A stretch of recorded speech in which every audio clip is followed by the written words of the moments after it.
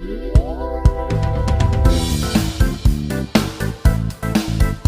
Guys, आपका हमारे channel carat study point में स्वागत है। मैं जो चौरसी आज आपके लिए लेके आई हूँ इंडियन पॉलिटिकल लेक्चर, जिसमें हम पढ़ेंगे पार्लियामेंट। जैसा कि आप सभी को पता है कि पार्लियामेंट में लोकसभा में राज्यसभा आते हैं, यानी संसद में।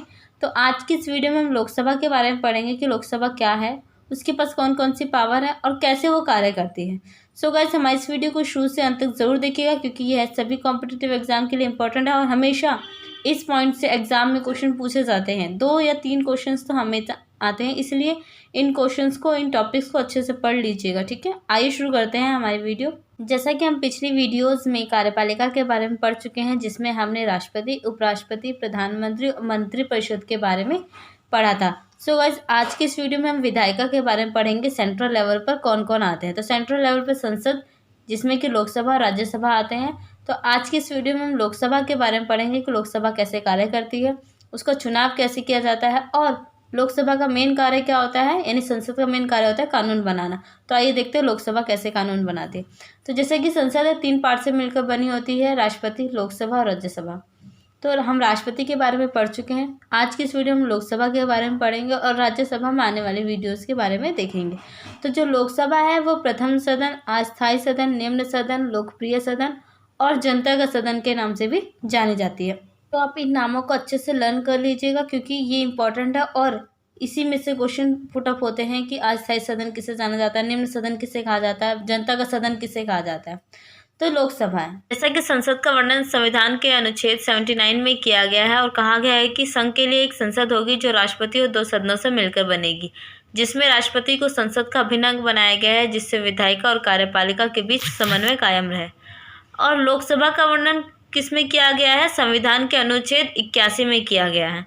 अब है सदस्यों की संरचना, यानी कि जो लोकसभा में सदस्यों की संरचना कैसे की जाती है, किस प्रकार से की जाती है। और लोकसभा में अधिकतम सीटों की संख्या कितनी है, 552, जिसमें से 550 सदस्य तो जनता द्वारा चुने जाते हैं, यानी जो लोकसभा के चुनाव होते हैं जिसमें प्रत्यक्ष रूप से जनता वोट देने जाती है, वो 550 सदस्य चुने जाते हैं। और जो 2 सदस्य होते हैं वो राष्ट्रपति द्वारा चुने जाते हैं, जिन्हें 2 एंग्लो इंडियन चुनने होते हैं। ठीक है, और यह अनुच्छेद 331 के अनुसार है। एंग्लो इंडियन वो जो भारत के विभाजन के समय दूसरी कंट्री के लोग हमारे भारत में ही रह गए थे, वो वापस नहीं जा पाए, तो उन्हें ही एंग्लो इंडियन कहा जाता है। और इन्हें सरकार यानी संसद में पार्टिसिपेट करने का पूरा हक है, ताकि उनके साथ कोई भेदभाव ना हो सके। जिसमें से जो 552 सदस्यों में से 530 सदस्य राज्यों से आते हैं और 20 सदस्य केंद्र शासित प्रदेश से आते हैं। ठीक है, और 2 होते हैं वो एंग्लो इंडियन। इन्हीं को मिला के टोटल 552 होते हैं। बट जो रिसेंटली हमारे लोकसभा में सदस्य हैं वो 545 हैं, यानी कि जो 530 सदस्य राज्यों से तो पूरे आते हैं, पर जो केंद्र शासित प्रदेश से सिर्फ 13 ही आते हैं, यानी कि सिर्फ 13 सदस्य ही केंद्र शासित प्रदेश से आ पाते हैं और 2 एंग्लो इंडियन हो गए। तो इन्हें मिलाकर टोटल 545 है और ये अभी भी हमारे लोकसभा में ही 545 सदस्य ही हैं। और लोकसभा के सदस्यों को निर्धारित कौन करता है, वो परिसीमन आयोग करते हैं। और जनगणना होने के बाद परिसीमन आयोग का गठन लोकसभा के द्वारा ही किया जाता है। उसके बाद वो क्या करते हैं, जब चुनाव होते हैं तो लोकसभा के सदस्यों को निर्धारित करते हैं कि लोकसभा में इतने सदस्य होंगे। और 84 संविधान संशोधन के अनुसार 2001 से 2026 तक लोकसभा की सीटें फिक्स कर दी गई थी, यानी 545 ही रहेंगी। और जो स्टार्टिंग में जो हमारे थी वो 552 सीटें थी। ठीक है, जैसा कि आप सभी को पता होगा कि हमारे भारत में 29 राज्य थे पहले, अब 28 हो गए, क्योंकि जम्मू कश्मीर और लद्दाख को केंद्र शासित प्रदेश बना दिया गया है। इसीलिए अब आने वाले चुनाव में लोकसभा की सीटों में कुछ बदलाव होंगे। ठीक है, जो कि हमारे परिसीमन आयोग निर्धारित करेंगे। कितनी सीटें होंगी वो हम 18वीं लोकसभा के चुनाव यानी आने वाले 2024 में जो चुनाव होंगे उसमें पता चलेगा। और अब हम देखेंगे कि लोकसभा के सदस्यों का निर्वाचन कैसे किया जाता है। तो लोकसभा के सदस्यों को निर्वाचन यानी चुनाव प्रत्यक्ष रूप से वयस्क मताधिकार द्वारा किया जाता है, यानी जो लोकसभा के सदस्य होते हैं वो डायरेक्ट जनता द्वारा चुने गए लोग ही होते हैं। वयस्क मताधिकार क्या होता है, यानी जो व्यक्ति 18 वर्ष से अधिक उम्र के, यानी सभी व्यक्ति को वोट देने का अधिकार होता है, यानी जो 18 वर्ष के व्यक्ति हैं उन्हें वोट देने का अधिकार है। और इसमें एक रूल फॉलो किया जाता है, वो रूल है first past the post system द्वारा। तो मैं इसे एक एग्जांपल के थ्रू समझाऊंगी। जैसे कि 4 लोगों ने इसमें पार्टिसिपेट किया है, रोहित, श्याम, करण और अभी। रोहित को 50 वोट मिले हैं, श्याम को 40, करण को 52 और अभी को 55। तो जिसको ज़्यादा वोट मिलेंगे वही उसका विजेता होगा, यानी जो पहले नंबर पे आए वही उसका विजेता कहलाएगा। और अब है कि लोकसभा के सदस्य बनने के लिए योग्यता क्या चाहिए। तो सबसे पहले वह भारत का नागरिक होना चाहिए, केंद्र सरकार के अधीन किसी सरकारी पद पर कार्यरत ना हो, यानी किसी गवर्नमेंट पोस्ट पर कार्य ना कर रहा हो, 25 वर्ष की आयु पूरी कर चुका हो, मानसिक रूप से स्वस्थ हो, यानी दिवालिया ना हो। ठीक है, तो ये सभी योग्यताएं हैं जो एक लोकसभा के सदस्य बनने के लिए चाहिए। अगर किसी के पास ये सभी योग्यताएं हैं तो वो लोकसभा का सदस्य बन सकता है। अब नेक्स्ट है कार्यकाल, कि लोकसभा के सदस्यों का कार्यकाल कितना होता है। तो जो लोकसभा के सदस्यों का कार्यकाल होता है वो 5 वर्ष होता है। यह संविधान के अनुच्छेद 83 के अनुसार है। और इसमें एक बात और है कि यदि वे सरकार में अपना बहुमत खो देते हैं तो सरकार का विघटन किया जा सकता है, और यह विघटन अनुच्छेद 84 के अनुसार राष्ट्रपति प्रधानमंत्री की सलाह पर करते हैं। यानी कि अगर जो हमारे लोकसभा के सदस्य हैं अगर वो सरकार में अपना बहुमत खो देते हैं तो जो हमारी लोकसभा भंग कर दी जाती है वो किसकी सलाह पे करते हैं, राष्ट्रपति प्रधानमंत्री की सलाह पर करते हैं। यानी कि लोकसभा को 5 वर्ष पूर्व पहले भी भंग किया जा सकता है, वो राष्ट्रपति करते हैं प्रधानमंत्री की सलाह पर। एक बात और, राष्ट्रीय आपातकाल के दौरान लोकसभा का कार्यकाल बढ़ाया जा सकता है अधिकतम 1 वर्ष के लिए। यानी यदि किसी भी देश में राष्ट्रीय आपातकाल लगा है तो उसकी लोकसभा का कार्यकाल 5 वर्ष से 6 वर्ष के लिए कर दिया जाएगा। यानी अगर राष्ट्रीय आपातकाल की समय सीमा को बढ़ा दिया जाता है तो राष्ट्रीय आपातकाल के दौरान लोकसभा का कार्यकाल भी 1 वर्ष के लिए फिर से बढ़ा दिया जाता है। ठीक है, जैसे कि 1976 और 1977 में राष्ट्रीय आपातकाल लगा हुआ था तो उस टाइम लोकसभा का कार्यकाल 5 वर्ष से 6 वर्ष कर दिया गया था इंदिरा गांधी के समय में। नेक्स्ट है अनुच्छेद 93 और 97 के अनुसार लोकसभा के अध्यक्ष और उपाध्यक्ष का चयन लोकसभा के सभी सदस्य मिलकर करते हैं लोकसभा की पहली बैठक में। कि हम न्यू क्लासेस में जाते हैं तो पहले दिन ही सभी बच्चे मिलकर फर्स्ट मॉनिटर और सेकंड मॉनिटर चुनते हैं। उसी तरीके से लोकसभा में भी होता है, लोकसभा के सदस्य मिलकर अध्यक्ष और उपाध्यक्ष का चयन करते हैं लोकसभा की पहली बैठक में। ठीक है, और अब है शपथ। तो लोकसभा के सदस्यों को शपथ कौन दिलाता है, तो राष्ट्रपति दिलाते हैं। अगर राष्ट्रपति नहीं होते हैं तो वरिष्ठ सदस्यों द्वारा लोकसभा के सदस्यों को शपथ दिलाई जाती है। वरिष्ठ सदस्य मतलब जो एक्सपीरियंस में वरिष्ठ होते हैं। और अब है वेतन। लोकसभा के सदस्यों का वेतन कितना होता है, तो उनका वेतन होता है 50,000 प्रति माह। त्यागपत्र, अध्यक्ष अपना त्यागपत्र उपाध्यक्ष को देते हैं और उपाध्यक्ष अपना त्यागपत्र अध्यक्ष को देते हैं। यानी अध्यक्ष उपाध्यक्ष को देगा और उपाध्यक्ष अध्यक्ष को अपना त्यागपत्र देते हैं। और अब है लोकसभा के अध्यक्ष के क्या कार्य होते हैं। तो इसमें सबसे पहला कार्य है किसी भी विधेयक को धन विधेयक घोषित करना। यह है अध्यक्ष के कार्य लोकसभा के। और 108 अनुच्छेद के अनुसार संचालित संयुक्त अधिवेशन की अध्यक्षता करना।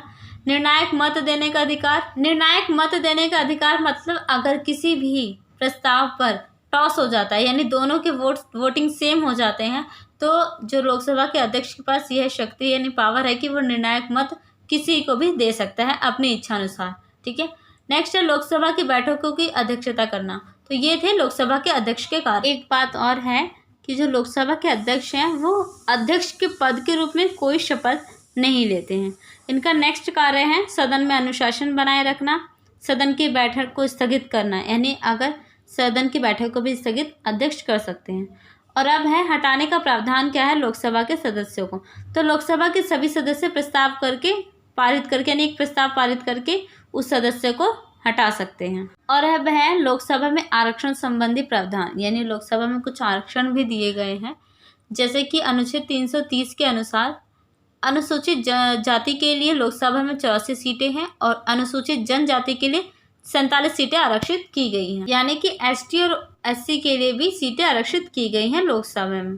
ठीक है, नेक्स्ट है 331 अनुच्छेद के अनुसार 2 एंग्लो इंडियन के लिए भी सीटें आरक्षित की गई हैं लोकसभा में, है जिन्हें राष्ट्रपति द्वारा चुना जाता है। ठीक है, नेक्स्ट है लोकसभा के क्या कार्य हैं। अभी जो हमने पिछले देखा था वो लोकसभा के अध्यक्ष के कार्य था और अब लोकसभा के कार्य के बारे में पढ़ेंगे।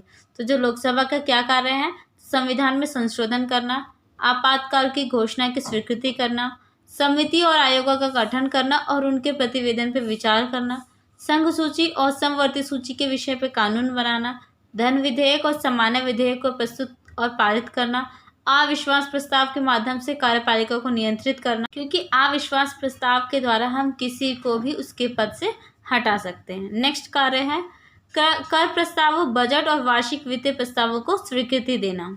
यानी कि लोकसभा का मेन कार्य क्या होता है, कानून बनाना। ठीक है, नेक्स्ट है अन्य कुछ महत्वपूर्ण बिंदु हैं जो लोकसभा से संबंधित है यानी इम्पोर्टेंट भी हैं, जैसे कि मंत्रिपरिषद किसके प्रति उत्तरदायी होते हैं? लोकसभा के प्रति। और सरकार बनाने के लिए अवसर किसे मिलता है? जो लोकसभा में बहुमत प्राप्त करते हैं, जिन्हें लोकसभा में बहुमत प्राप्त होता है वही सरकार बना सकते हैं। नेक्स्ट अनुच्छेद 110 के अनुसार धन विधेयक पहले लोकसभा में पेश होगा, उसके बाद राज्यसभा में, और राज्यसभा को 14 दिन का अवसर मिलता है उस प्रस्ताव को पारित करने के लिए। नेक्स्ट है अनुच्छेद 108 के अनुसार संयुक्त अधिवेशन में लोकसभा का पलड़ा भारी होगा, क्योंकि लोकसभा में अधिक सीटें होती हैं। क्योंकि लोकसभा में 545 सीटें होती हैं और राज्यसभा में 245 सीटें, तो जिसमें ज़्यादा सीटें होंगी उसे भी वरीयता ही ज़्यादा मिलेगी। नेक्स्ट है लोकसभा में अविश्वास प्रस्ताव लाया जाता है, यानी कि हमेशा अविश्वास प्रस्ताव लोकसभा में ही लाया जाएगा सबसे पहले। नेक्स्ट है चुनाव में 1/6 बहुमत प्राप्त करने होते तभी उसे जमानत राशि वापस मिलती है, यानी जब कोई व्यक्ति चुनाव में पार्टिसिपेट करता है तो उसे कुछ जमानत राशि भरनी होती है, और वो जमानत राशि उसे तभी वापस मिलती है जब उसे 1/6 बहुमत प्राप्त करने होते हैं, और अगर वह प्राप्त नहीं कर पाता है तो उसकी जो जमानत राशि होती है वो जब्त हो जाती है। ठीक है। नेक्स्ट है 1/10 कोरम यानी गणपूर्ति। जब सदन में 1/10 सदस्य उपस्थित होंगे तभी इस बैठक को वैलिड माना जाएगा, यानी किसी भी बैठक को वैलिड मानने के लिए उसमें 1/10 सदस्य उपस्थित होने चाहिए। जैसे कि लोकसभा में 545 सीटें होती हैं, तो उसमें से 1/10 भाग कितना हुआ? 55। तो 55 व्यक्ति जब तक अवेलेबल नहीं होंगे तब तक उस बैठक को वैलिड नहीं माना जाएगा। और लोकसभा में 245 सीटें होती हैं, तो उसका 1/10 होता है 25 सीटें। तो जब तक 25 व्यक्ति अवेलेबल नहीं होंगे तब तक उस बैठक को वैलिड नहीं माना जाएगा। ठीक है। नेक्स्ट है लोकसभा में एक विपक्ष का नेता चुना जाता है। पहले लोकसभा का गठन कब हुआ था? 1952 में। पहले लोकसभा के अध्यक्ष कौन थे? गणेश वासुदेव मावलंकर थे। और पहली महिला अध्यक्ष यानी जो लोकसभा की पहली महिला अध्यक्ष स्पीकर कौन थी? वो थी मीरा कुमार। और जीवी मावलंकर हुकुमदेव बलराम जाखड़ के विरुद्ध अविश्वास प्रस्ताव पारित किया गया था, परंतु असफल रहा था। तो ये क्वेश्चन पूछे भी जाते हैं एग्जाम में कि किन के खिलाफ अविश्वास प्रस्ताव पारित किया गया था परंतु असफल रहा। तो वो जीवी मावलंकर थे, हुकुमदेव थे, बलराम जाखड़ थे। ठीक है। नेक्स्ट है 2019 में जो हमारे रिसेंटली लोकसभा के चुनाव कब हुए थे? 2019 में, वो 17वीं लोकसभा थी। 18वीं लोकसभा के चुनाव कब होंगे? वो 2024 में होंगे। नेक्स्ट है पहली बार लोकसभा के सत्र को 1976 में 1 साल के लिए बढ़ाया गया था, यानी क्वेश्चन पूछा जाता है कि पहली बार लोकसभा के सेशन को 1 साल के लिए कब बढ़ाया गया था? तो वो था 1976 में, क्योंकि उस टाइम राष्ट्रीय आपातकाल लगा हुआ था देश में।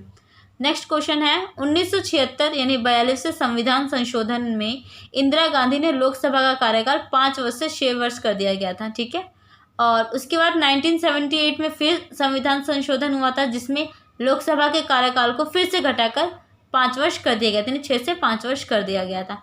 नेक्स्ट है 84वें संविधान संशोधन में लोकसभा की सीटें 2001 से 2026 तक 545 ही रहेंगी, यानी जो इस संविधान संशोधन में 2001 से 2026 तक के लिए लोकसभा की सीटें फिक्स कर दी गई थी कि 545 ही रहेंगी, उसमें कोई बढ़ोतरी नहीं की जाएगी। और हमारे वर्तमान लोकसभा के अध्यक्ष कौन है? वो है ओम बिरला। ठीक है।